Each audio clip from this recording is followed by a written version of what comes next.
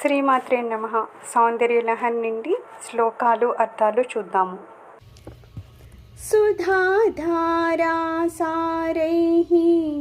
చరణయుగళాంతైర్విగణితైః ప్రపంచం సించంతి పునరపి రసామ్నాయ మహసః అవాప్య స్వాం భూమిం భుజగనిభమద్యుష్టవలయం స్వమాత్మానం కృత్వా స్వపిశికులకుండే కుహరిణి.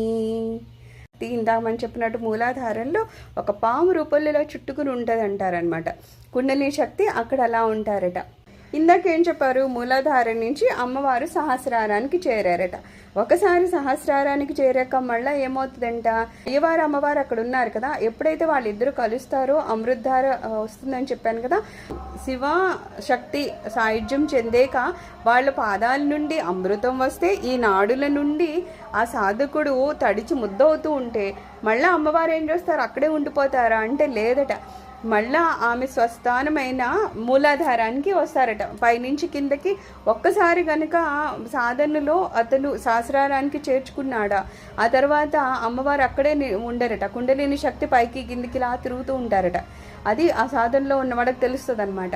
మళ్ళీ ఆవిడ ఏం చేస్తారంట, తన స్వస్థానం ఏది ఉందో ఎక్కడ స్టార్ట్ అయ్యారమ్మ, మూలాధారంలో స్టార్ట్ అయ్యారు. అలాగ మళ్ళీ సహస్రారం నుంచి కిందకి దిగి ఆ కింద ఉన్న ఆ మూలాధారంలోకి ఒక పాము ఎలా చుట్టుకుని ఉంటుంది అలా చుట్టుకుని ఉంటారంట. అలా చుట్టుకుని కుండలిని శక్తివై నిద్రిస్తూ ఉంటారు. ఎప్పుడు ఆ పాము ఇలాగా తల కిందకి వాల్చి నిద్రిస్తుంటే ఎలా ఉంటారు, అలాగా తల కిందకి వాల్చుకుని ఉంటారట. అలాంటి పొజిషన్లో మనకి అమ్మవారు కనిపిస్తారు ఇక్కడ మూలాధారంలో అనమాట. సర్వం శ్రీ మాతృచరణారవిందార్పణమస్తు. లోకా సమస్త సుఖినో భవంతు. ఓం శాంతి శాంతి శాంతి.